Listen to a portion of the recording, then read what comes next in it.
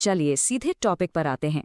आज हम interest rate options को डिकोड करने वाले हैं। ये बैंकर्स के लिए एक बहुत ही पावरफुल टूल है to manage the risk of fluctuating interest rates. तो ये इंटरेस्ट रेट ऑप्शन है क्या चीज़? बेसिकली ये एक फाइनेंशियल कॉन्ट्रैक्ट है जो आपको एक चॉइस देता है।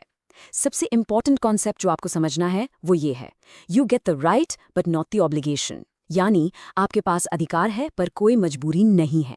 सोच लीजिए ये एक मूवी टिकट की एडवांस बुकिंग जैसा है। मूवी देखने का राइट है, पर अगर प्लान चेंज हो गया तो जाना जरूरी नहीं है। You always have the choice. Options की दो बेसिक फ्लेवर्स हैं। पहला है कॉल ऑप्शन। ये आप तब खरीदते हैं जब आपको लगता है कि इंटरेस्ट रेट्स बढ़ने वाले हैं, ऊपर जाएंगे। It's like placing a bet कि rates are going to climb. आप अपने आप को उस अपवर्ड मूवमेंट से प्रॉफिट कमाने के लिए पोजीशन कर रहे हैं। और इसका ठीक उल्टा है पुट ऑप्शन। आप पुट ऑप्शन तब लेते हैं when you expect interest rates to fall. ये आपको गिरते हुए रेट से या तो प्रोटेक्ट करता है या उनसे बेनिफिट लेने का अधिकार देता है। सिंपल है, call for rising rates, put for falling rates.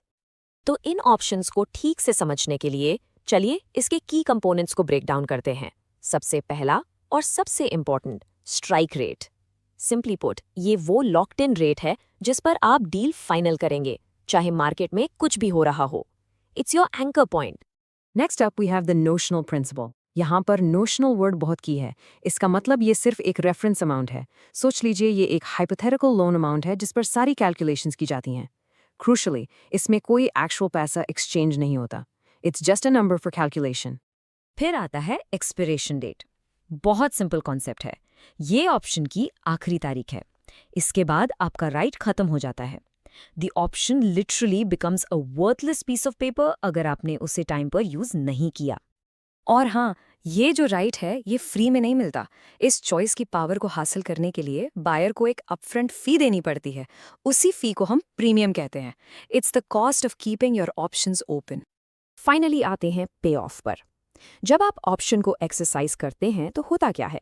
Generally कोई एक्चुअल लोन नहीं दिया जाता। It's simply cash settled. आपके लॉक्ड इन स्ट्राइक रेट और करंट मार्केट रेट के बीच का जो डिफरेंस है उसे कैलकुलेट करके कैश में सेटल कर दिया जाता है। ओके, थियरी काफी होगी। Let's see how this actually works in a real world banking scenario. Imagine कीजिए एक बैंक है जिसने बहुत सारे फ्लोटिंग रेट लोन्स दे रखे हैं। उनका सबसे बड़ा डर क्या होगा? कि इंटरेस्ट रेट्स अचानक से ऊपर चले गए। इस रिस्क से बचने के लिए they decide to buy an interest rate call option. चलिए देखते हैं होता क्या है। अब चलिए सीधा एक्सपिरेशन डेट पर चलते हैं और गेस व्हाट, बैंक का डर सच हो गया। मार्केट रेट बढ़कर 6% हो गया है। लेकिन याद है, उन्होंने एक स्मार्ट मूव किया था। उनका स्ट्राइक रेट 5% पर लॉक्ड था। तो अब बैंक क्या करेगा? इट्स अ नो ब्रेनर, बिल्कुल साफ है। They will exercise the option. क्यों? क्योंकि उनके पास 5% के रेट पर सेटल करने का राइट है, जबकि मार्केट 6% पर चल रहा है।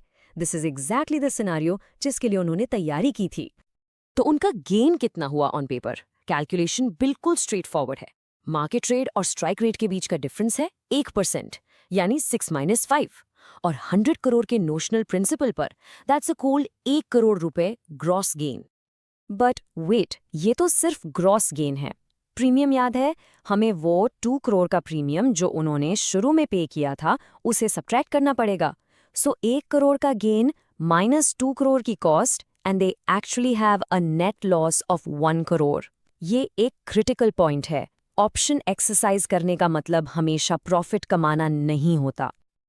अब थोड़ा सिनेरियो बदलते हैं। सोचिए अगर मार्केट रेट और भी ऊपर चला जाता, मान लीजिए इट राइजेस टू 8%, तब क्या सिचुएशन होगी? इस सिनेरियो में बैंक के लिए मैथ्स काफी बेहतर हो जाता है।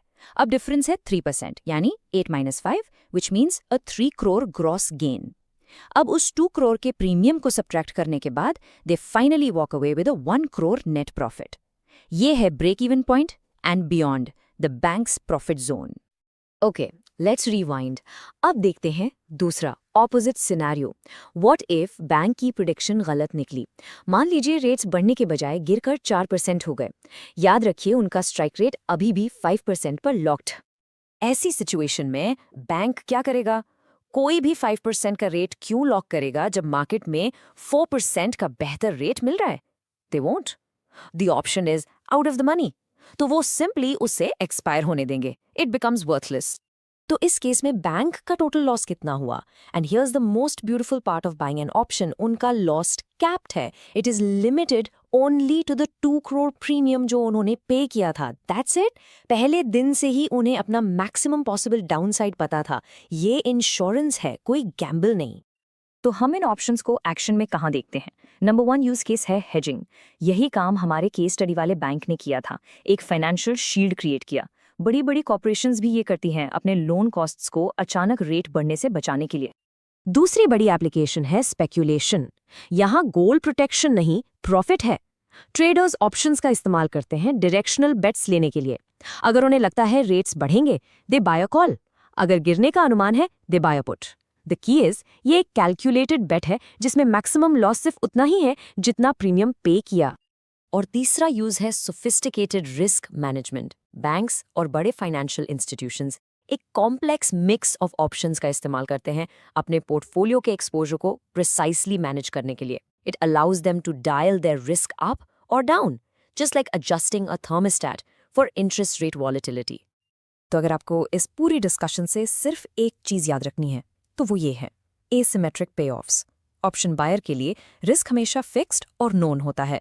जो प्रीमियम पे किया उससे ज्यादा नहीं हो सकता। लेकिन जो पोटेंशियल गेन है, that is theoretically unlimited, driven by the market. Limited downside, unlimited upside. यही है इंटरेस्ट रेट ऑप्शंस की फंडामेंटल पावर।